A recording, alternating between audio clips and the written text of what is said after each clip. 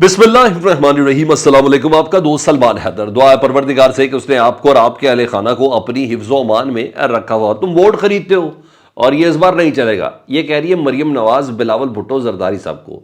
जी हाँ, अब पड़ा है ना सही जोड़ जनाब। मुकम्मल तौर पर जवाब दिया जा रहा है मरियम नवाज साहब की तरफ से। और जो हमारी ऑलरेडी मैंने अपने ज़राए के हवाले से आपको खबर बताई थी कि कम अज़ कम 1 अरब रुपया बाकायदा तौर पर लाहौर के एक हल्के के लिए 127 के लिए रखा गया है पीपल्स पार्टी की तरफ से।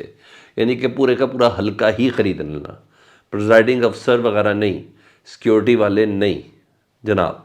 तो वो बड़ी मज़ेदार चीज़ आ गई है जी। वो इल्ज़ाम बड़ा ज़बरदस्त है, सीधा पहुंची हारूनाबाद से और वो बांडा सारा फोड़ दिया जी। उसकी कुछ डिटेल्स हैं। और कैसा अजीब लगेगा कि जनाब कहते हैं ना जो काजी होता है ना, उसके ज़िम्मे अल्लाह ने अपनी दिए हुए मामलात तफवीज़ किए होते कि जाओ तुम फैसला करो मखलूक में। और जब उस काजी के ऊपर कुछ प्रेशर हो और प्रेशर इतना ज़्यादा हो कि जब वो फैसला देने लगे वहीं गिर के बेहोश हो जाए तो कैसा होगा। यानी खुदा बता रहा है कि यस मैं हूँ, तुम लोग इतना मुंह जोर घोड़े की तरह ना चलो। ऐसा हुआ है जी रात को। उसकी डिटेल्स भी मैंने आपको बतानी है। तो इन्फॉर्मेटिव है और डेफिनेटली बहुत मज़ेदार ये व्लॉग होने जा रहा है। इसको मुकम्मल देखें, चैनल देखें तो चैनल सब्सक्राइब कर दें ताकि मेरा और आपका ये राब्ता बहाल रहे। सबसे पहले जी तोशा खाना केस का फॉलोअप आया। इसको भी बहुत तेज़ी से चलाने का प्लान था और उस फॉलोअप में ये था कि कल 6:30 बजे तक समात को मुलतवी किया गया। और बता रहे हैं कि समात के दौरान जज मोहम्मद बशीर साहब जो है ना, जो छुट्टियों पे जाना चाह रहे थे, फिर इतना प्रेशर आने का, नहीं मैं छुट्टियों पे नहीं जाता भाई, मार्च तक मेरी छुट्टियां थी, मैं रिटायर हो रहा हूँ, मुझे छुट्टियों पे भेज दें। लेकिन उन्होंने फिर ख़त लिखेगा नहीं नहीं मैं बिल्कुल तंदुरुस्त हो गया हूँ, मैंने ये काम करना है। ठीक है जी। जज मोहम्मद बशीर साहब की तबीयत ख़राब हुई है और कहा गया है कि उन्हें चक्कर आए हैं और वो उधर गिर पड़े। ठीक है, जब ये फ़ैसला सुनाने का और 342 के बयान के हवाले से जब रिकॉर्डिंग बुशरा बीबी की रिकॉर्डिंग होगी और जब इमरान खान साहब के बयान रिकॉर्ड हो रहा था उस दौरान ना, और नींद बेहोशी की हालत में उनको अस्पताल, जेल के अस्पताल में उनको मुंतकिल किया गया। तो तोशा खाना में इमरान खान साहब और बुशरा बीबी साहिबा का जो हक़ दिफा है और वो तो खैर पहले ही मुस्तरद कर दिया हुआ था। तो असल चीज़ ये है 342 का बयान। उसके बाद आपको पता है कल सैफर में भी यही हुआ, 342 के बयान का सवालनामा दिया और उसी वक्त उसको लिखा और बस इमरान खान साहब को मशवरा लेने का मौका ही नहीं दिया गया। यहाँ भी यही हुआ जी। सवालनामा तैयार था 342 का, उन सवालों पर जवाब रिकॉर्ड हो रहे थे। कल रात को बुशरा बीवी का रिकॉर्ड हो गया था, इमरान खान साहब का रिकॉर्ड हो रहा था, तो जज साहब की तबीयत ख़राब हुई, वरना जज साहब कल रात को ये फैसला दे के जा चुके होते। ठीक है जी, मामला निपटा दिया होता और आज से वो भी छुट्टी पे होते हैं ना, इजी रिलैक्स होते हैं, चिल होते हैं, अबुल हसनान जुल्कुरनैन साहब की तरह। तो बहरहाल आज सुबह तक ये समात मुलतवी कर दी गई है और अगर तबीयत सही तो जज साहब समात करेंगे और उनकी तबीयत ज़बरदस्ती सही होनी है जी सुबह, हर हालत पे को वक्त थोड़ा है और हो सकता है कि आज ही फैसला हो जाए। और ये भी हो सकता है कि बात अब दिनों की नहीं है, घंटों की है। तो बुशरा बीबी साहबा की जब सज़ा हो जाएगी तो बुशरा बीबी साहबा भी फ़ौरन गिरफ़्तार कर ली जाएंगी। तो बुशरा बीबी साहबा भी अगले 24 घंटों के अंदर गिरफ़्तार हो सकती है। ठीक है।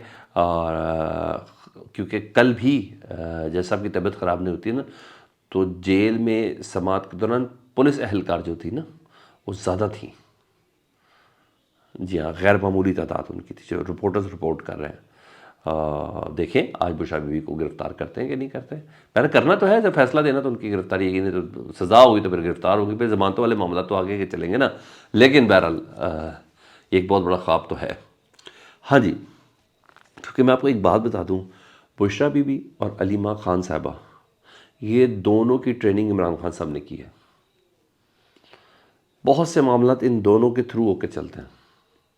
कुछ ऐसी जगह हैं जहाँ बुशरा बीबी और अलीमा खान साहबा के पर जलते हैं, वो कहती है कि नहीं ये खान साहब ही इजाज़त देंगे। बहुत सी चीज़ों का इन तक ऑलरेडी पैगाम पहुँच चुका होता है, ये ऑलरेडी चीज़ों को रन कर रही होती हैं। अच्छा जी, सैफर केस का भी फॉलोअप आ रहा है। कुछ छोटी मोटी सज़ा तो नहीं, 10 साल कैद बामुशक्कत है। तो इसमें इरफान कादिर साहब शदीद नाकिद हैं जी इमरान खान साहब के, आपको पता है, और साबिक अटॉर्नी जनरल भी हैं, शहबाज शरीफ साहब के मुशीर भी रहे हुए हैं। वो कहते हैं कि सैफर केस का जो फ़ैसला है ना, ये जल्दबाजी में हुआ है और ये फ़ैसला मुअत्तल हो जाएगा और ये सज़ा ज़्यादा देर ठहर नहीं सकेगी। यही हम भी कह रहे हैं और सबको नज़र भी आ रहा है और तासुर भी यही मिल रहा है। اور کہ یہ ری ٹرائل ہوگا اور دوبارہ سے حق دفاع عمران خان صاحب کو ملے گا، دوبارہ سے عمران خان کے وکیلوں کو حق اجرا بھی ملے گا، اس کے بعد ہوگا۔ بہرحال عرفان قادری صاحب بھی کہہ رہے ہیں کہ یہ آئین اور قانون کے مطابق نہیں ہے، اس کے مطابق نہیں ہے۔ تو بہرحال اس کیس کے بعد توشہ خانہ کے جس وقت ابو الاسلام جج بشیر صاحب گرے ہیں اور بے ہوش ہوئے ہیں، تو اس وقت عمران خان صاحب کی صحافیوں سے گفتگو ہوئی اور انہوں نے مزید بتایا سیفر کے حوالے سے کہ جنرل باجوہ صاحب نے دوسری ایکسٹینشن کے لیے نا شہباز شریف کے ساتھ مل کر میری حکومت کرائی، لیکن نواز شریف صاحب نے ان کا پلان کا بیڑا غرق کر دیا، وہی جو پی ڈی ایم کی حکومت بنوائی اور پھر جو ٹک کے بیٹھے اور پھر کارکردگی بھی دیکھا ہم نے 2 ٹکے کی نہیں تھی۔ میں نے کہا شہباز ساری بات ہی ہوگی تو اب کس چکر میں وہ ایکسٹینشن لیتے؟ تو نواز شریف صاحب نے سارا اس پلان کا پیڑا غرق کر دیا جو شہباز شریف اور جنرل باجوہ کا پلان تھا، ٹھیک ہے جی۔ اور انہوں نے بتایا کہ انہوں نے کہ سیفر کی چوری کے حوالے سے ایک اے ڈی سی بریگیڈیئر رینک کے تھے، اب میرے جنرل ہو گئے، تو انہوں نے کہ ایک اے ڈی سی اور 3 لوگوں پر مجھے شک ہے، ایک اے ڈی سی سمیت مجھے 3 لوگوں پر شک ہے، کیونکہ شک ہے اس لیے میں کسی کا نام نہیں لے رہا، عمران خان صاحب نے کہا۔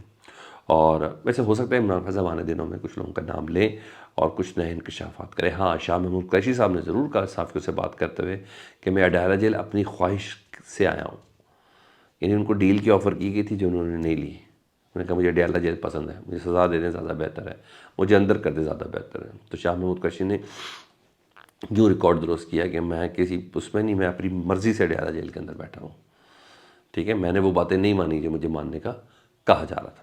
اچھا، یہاں تو یہ ہو گئی۔ دوسری کچھ 2 اہم چیزیں آج کی اور بھی ہیں۔ پاکستان تحریک انصاف سب سے پہلے آج اسلام آباد ہائی کورٹ میں جا رہی ہے جی یہ سیفر کیس کی سزا کو چیلنج کرنے کے لیے، ایک تو یہ خبر ہو گئی۔